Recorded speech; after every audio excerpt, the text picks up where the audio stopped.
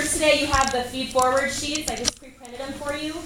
Go ahead and take notes as the group is going, and then we'll hear from a few people about, what they did well, what they did to assist your learning, and what you might suggest they change in the future. Without further ado, multiracial group, you're up.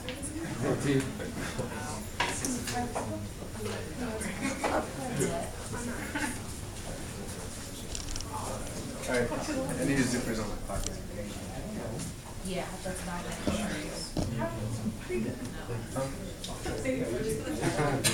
You wanna turn the lights off for the front?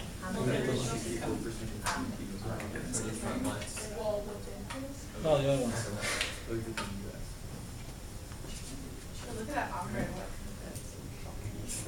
Wait, no, sorry. No, no.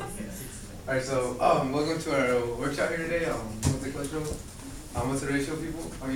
Multiracial and multiracialism. And so today I'm going to present about what are you? Question: What are you?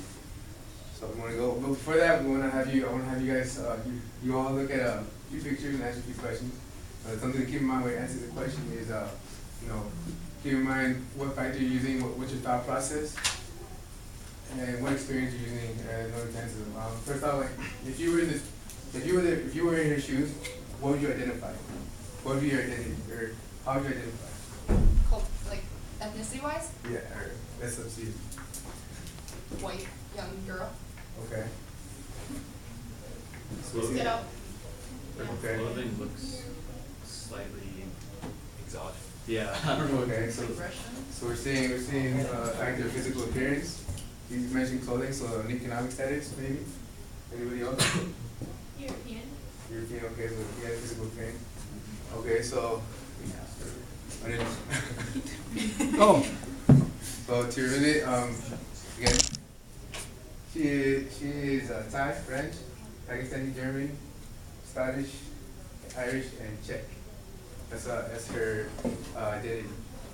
So alright. So the next picture, you go on to the next one. So this one. Now for this one, what try to guess his identity. What do you think he is like? And again, take note of what factor you're taking into account, your thought process.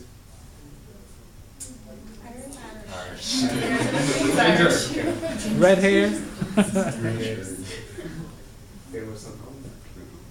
Okay, so we can see that physical appearance is there. That's really relevant.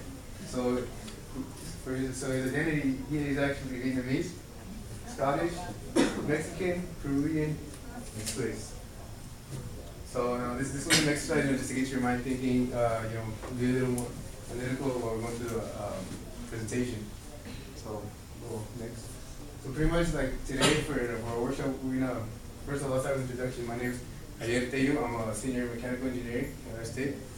My name is Miriam Alvarez, and I'm a sociology and international studies major with a minor in Spanish. My name is Cassie Gooden, and I'm a sophomore with a major in kinesiology and health. My name is Kyrie, and I'm a junior in pre-medicine biology. And so pretty much today what we're going to be discussing is this question, that when we start talking about race and race ethnicity and more specifically multiracial, this question of what are you, we're talking about what it is, where it comes from, a little bit of history, and we're going to go into what it constitutes, what influences this question. We have forced choice dilemma, that physical appearance that we saw in the pictures, peers, how that multiracial person interacts, people around him, be it that it's his classmates, his family, teachers. So see what effect that has on influence in this question. Then we're going to go to self-identity and how they develop their identity, how their identity development is impacted by just this question. And then we're going to close it off by going to multiracial models, like a more broader picture of how identity is developed for multiracial persons. And we're going to conclude with the nice conclusion. So if you want to get started. So this question, what are you, like I said, so this question is a question that gets brought up a lot when we talk about multi-race. It's pretty much what this question is. It constitutes of curiosity. It creates curiosity and it creates discomfort. This curiosity, it's a suggestion that we're advancing in race in society. It suggests that we're moving in a post-racial direction in society. But because people are now willing now to ask, get out of that race, break that racial barrier, get out of that racial barrier to ask, instead of assuming a person's race. So that itself, you could say, suggests that we're advancing. Race isn't really a barrier anymore. But it also contradicts itself because with the presence of that question, we're seeing that you can see the obsession that society has with race and the obsession of knowing what it is. So with that being said, this question, what are you, isn't just a question, what are you? It's more of a question, what are you? You're not one of us. So, in addition to this author or dissertation, Melinda Mills, she compared this question, what are you, to racial border patrolling. So if you think about border patrolling, you think about border that defines what a country is and what isn't. And so we take it back to the racial standpoint. Racial border patrolling is she defined it as the ability for people to ask and acquire racial knowledge about another person in order to put them in the best fit category. And so what she said that is pretty much an attempt to define a color line, color border. And so like I said, this question, instead of what are you, now becomes what are you, you're not one of us. And so it causes discomfort, and it really plays a huge impact in identity development of one position. Okay, to start, we'll begin with the history of when did people begin asking the question of what are you? Most people know that America was basically founded on a racial classification system. This question had a huge role in people's lives because it pretty much predetermined your freedom, your rights, and what things you could and couldn't do in old times. The one-drop rule basically began during slavery, but it became a legal law, first adopted by Tennessee and Virginia. And it included the Racial Integrity Act, which basically separated whites and then into everything else. And then it intensified with the Jim Crow segregation. And it's something that's unique to the United States. You don't find this very often in other countries.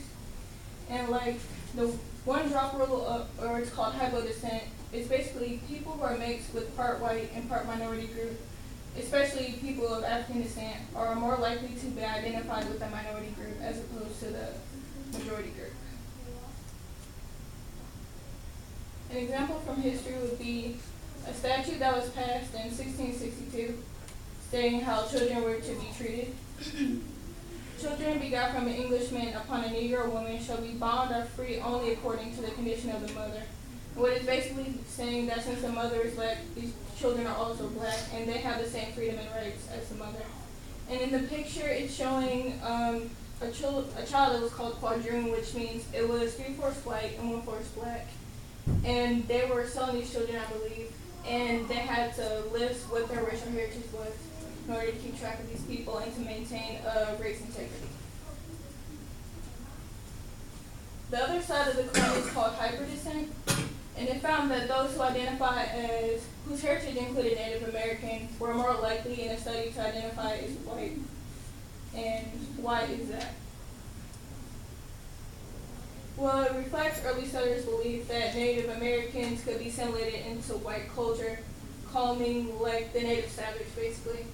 But it changed in the 1900s when they started to backtrack on fulfilling their governmental obligations. They didn't want to fulfill treaties that they made with the Indians, so they began monitoring the amount of white blood in Native Americans, saying that if you were so much white, then we don't have to honor the treaty because you're not an authentic Native American.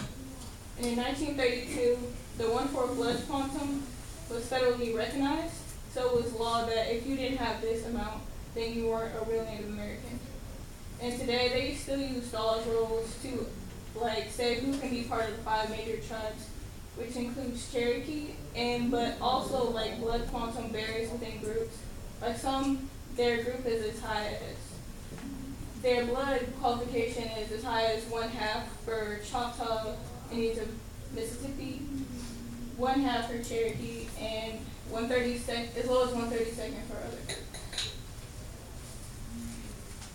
And then what about other groups in America?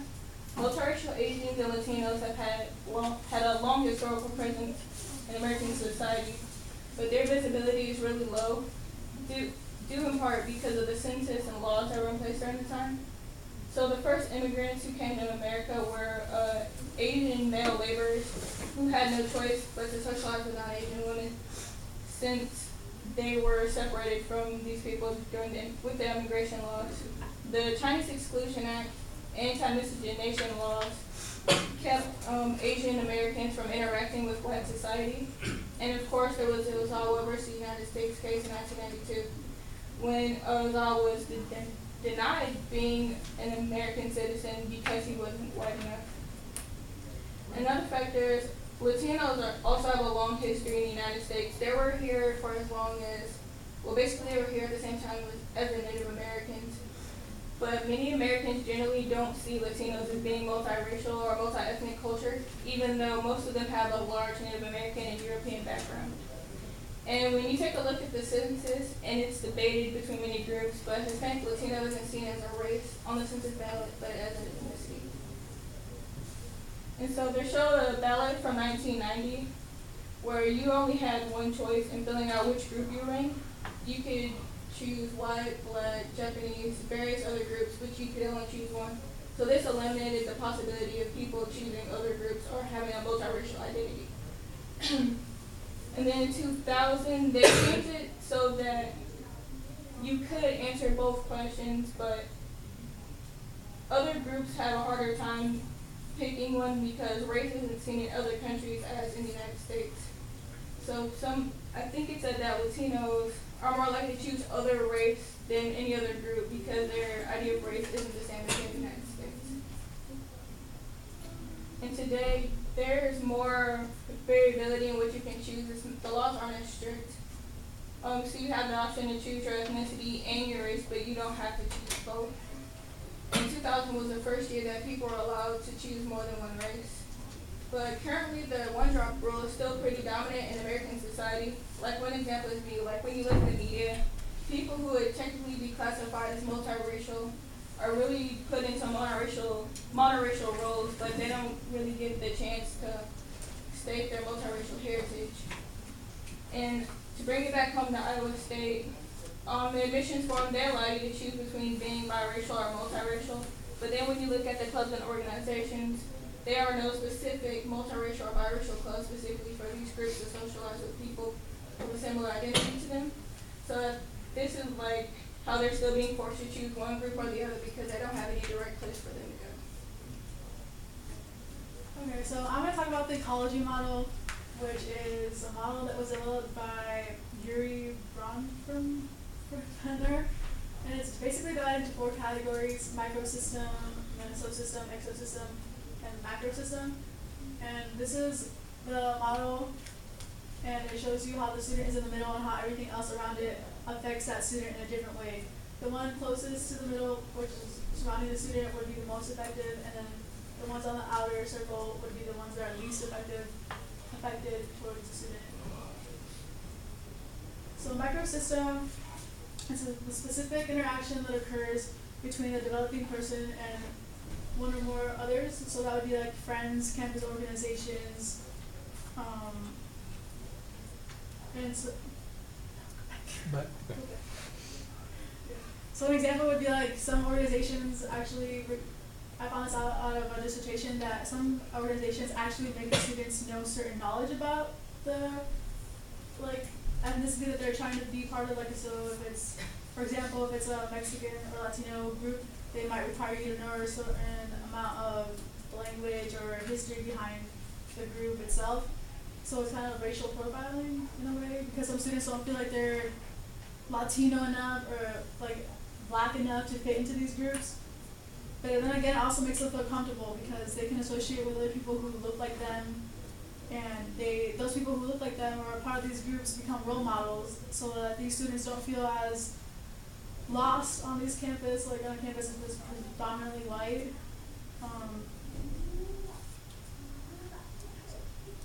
And the mesosystem consists of interactions between 2 or more microsystems. So peer interaction, that can be seen like in classes, and that some students, once they get to a university, they'll take certain classes that are involved in the ethnicity that they might predominantly associate with. So Native American classes or African American studies, and this might help them and reinforce their identity and give them a little bit more ethnic pride and affiliation, so that might make them go out and try to see who they really are instead of just associating with only one. The exosystem consists of an atmosphere that has an influence on an individual, but it does not include them. So as most students, when we leave to college, we leave the house, or we leave our family, we come to a dorm or an apartment, we meet new people. So your family is not really going to affect who you are once you leave. They've set up the rule, like, the foundations, but now it's your turn to add to it, to build your own creation. Like, they're not going to tell you that you need to do this. You're going to find friends, and they're going to influence how you act and who you think you are. So it's up to you to figure out who you become. And then finally, the macro system is an entire model, and it's always changing in every environment. So you were a different person in high school, but once you got to college, you started figuring out, like, this is not me. I need to expand my horizons, try to figure out what I want to do in my life. And identity shifts. Like, when you're in certain situations, you might feel comfortable being one identity over the other. So if you're Mexican American, you might feel more comfortable being Mexican in certain situations, but you might also feel comfortable being American in others. So it changes with every environment, every situation that you encounter. It's not the same. As you get older, it will change. And that leads us to Cassie talking about the different models that are out there for identity. Okay, so we just talked about some of the factors that would influence somebody's identity, and the identity models have a lot to do with the macro system that we were just talking about. So through years of research, the prevailing theme in multiracial identity has been self-identification. And I found this cool Bill of Rights, familiar roots Bill of Rights for multiracial people, and I will read that for you. So, I have the right not to justify my existence in this world, not to keep the races separate within me, not to be responsible for people's discomfort with my physical ambiguity, not to justify my ethnic legitimacy. I have the right to identify myself differently than strangers expect me to identify myself differently than how my parents identify me, to identify myself differently than my brothers and my sisters, to identify myself differently in different situations. I have the right to create a vocabulary to communicate about being multiracial, to change my identity over my lifetime in more than once, to have loyalties and identify with more than one group of people, to freely choose who I befriend or love. And also with research, there's been a couple of prevailing issues that have led to these stages in multiracial identity development. One of them would be the forced choice dilemma, and this has to do with a check one box only, where a person has to choose between one of their races and another, or one of multiple races that they have. Another recurring issue would be physical appearance, and this would bring about the difference of a person's own perception of their identity and society, or just people around them, their perception of that person's identity. And so those types of factors have led into these stages. So the first stage that you're going to talk about is Austin's 5-stage on multiracial identity. So this stage model represents a person from early childhood to adulthood. It was meant to be positive and new and different from that of monoracial identity developments. So the first stage is personal identity, and this would be found in young children. Because young children have their own identity, and it's not necessarily linked to race. The second identity would be the choice of group categorization, and this would also be in children. And children tend to choose their identity based on their own personal factors, and so they may choose from both of parents' cultural or ethnic background, or they may only choose one. And then the first one would be the enmeshment and denial. This has to do with the guilt of not being able to identify with all of the person's ethnicities or cultures. And the inability to identify with every aspect of a person's culture may result in anger, shame, self-hatred. And Poston claims that these negative feelings must be resolved in order to move on to the next stage, which is appreciation. In appreciation, the person has learned about a lot of their different cultural backgrounds.